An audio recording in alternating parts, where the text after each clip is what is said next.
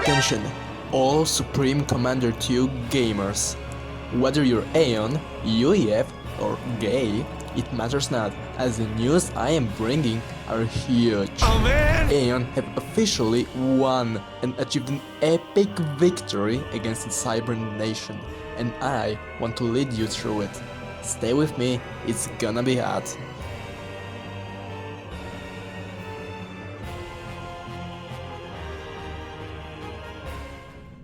We're scouting the area. You see, this is where the fun begins. That sexy Aeon commander with cyan coloring, oh my god, it makes me worry inside, just look at that. Now take a look at that cheap cat abomination, dressed in gold to make up for skill. The filth is doing the double factory opening, typical, soon to be his demise. Now take a look at this amazing display of skill. The Aeon commander is dropping down 2 land factories and a lot of eco. Well, you might think that, hey, wait, he's dropping 2 factories, it's the same as the Cybran one, right? Ah, Psyche, you see, the third one. So right now, the Aeon commander has a huge advantage. With his big brain and 3 land factories, he can outnumber his opponent. It is literally a fungus growing up from the ground. Look at that. Disgusting. Yeah, there's a lack of ass kicking at this point of the game, so I'm just gonna speed it up a little bit so we can, you know, see something interesting. Then we can return to base speed.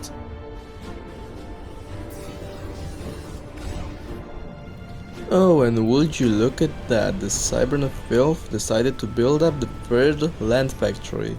Well, let's hope that he can keep up with the Aeon production. Spoiler alert.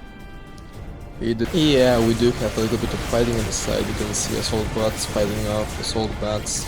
You know, we are outnumbered still, but you know, decided to send one down to heaven so the rest can escape. Ah, Psyche, you see, well, this maneuver is called the sacrifice for gods. Basically we die, but it's all purposeful. It's also that we can have more luck later on in the game, the fight. And you can see reinforcements here coming in, and some more. So yeah, that's the basically God listening to our prayers. You see, now we have more units than them, even though we lost some. And that's just the power and might of the Aeon Empire, you can see. Big brain time. Yeah, the chiphead is forcing a fight right there, you can see he's picking up single targets, grouping up his units. But then auxiliary ACU is coming in to scare up the enemy. And just like that, we win the fight. Easy. Yeah, take a look, we've got some tanks reinforcing our assault bots so we can match the power of this Cybran filth. Finally. And yeah, it's not gonna be so easy for them now. Oh, look. Oh, that's the favorite part. Now he goes in, you can see. And the fight is going on, but our ACU is taking all the damage and our units are hiding behind, so that even though he has more units, he cannot do anything. Now we just fight him straight on, but his ACU is targeting my ACU and I'm targeting his units, so look at that right now. He has nothing, he lost. He has lost. And now we've got all units that can just target his ACU and get him low. Look at that. Look at that. Now that is the power of Aeon. Oh, like, look, I'm trying to micro a little bit, but it's not going to work because we've got too many units. And he got scared off, and easy. See? That's how easy it is to fight off Cybran. Yeah, here you can see the representative of the master race build up a land factory on the choke point in the middle of the map. So finally we can have a stronghold. So we can push our enemy even further and be closer to war, and also capture some of those mass extractors, by the way. Oh, also this one. Yeah, we took it right now because actually this engineer, yeah, it's broken. Yeah, so the commands are delayed, yes. But wait, Gravel, why are you using outdated and broken equipment to find one of your biggest enemies, the chipheads? Well, that's because we, Aeon, know that we're better. And we just good sports want to give our enemies a chance. That's just another proof that we, Aeon, are way better. Because we want to give the enemies a chance, we are good-hearted, we are amazing, and they are gay. Yeah, there is this small engagement going on, but other than that there's really nothing going on. And right now, so we just got reinforces. I'm gonna speed this up again until there's something curious and interesting going on. And until then, stay put. Crawl BRB.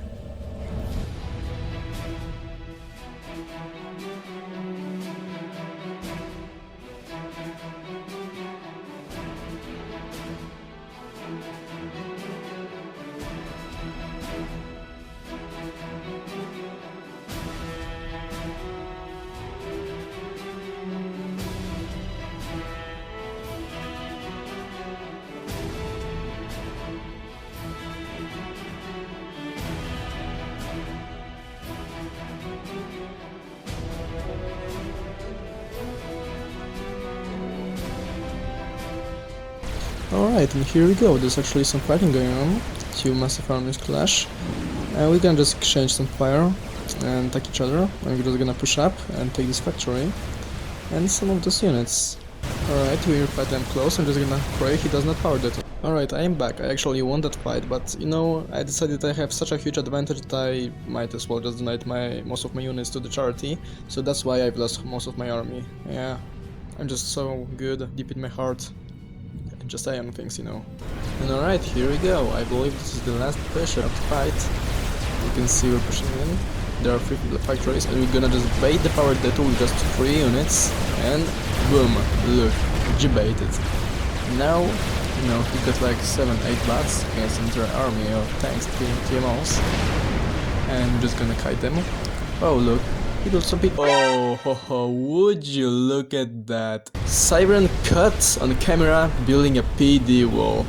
Oh my god, how embarrassing is that? How bad can you get? Oh my god. So yeah, we do the final push with RSU and glorious army. Find, chase and shoot at the enemy commander. Donate our armies to charity again. Watch the enemy Cybran commander go batch crazy because of that and run straight at us. Rebuild our armies and beat him in, beat his forces, target the enemy commander again, and this time, once and for all,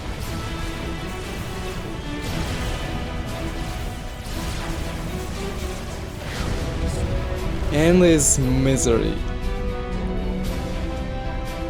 You can see that one from orbit. So yep, that is the story of how Aeon Nation finally showed who's the boss and who's the gay. Thank you all for watching, and I hope I never get to see you play Cybran. Take care, and remember, Aeon is the most balanced faction in the universe.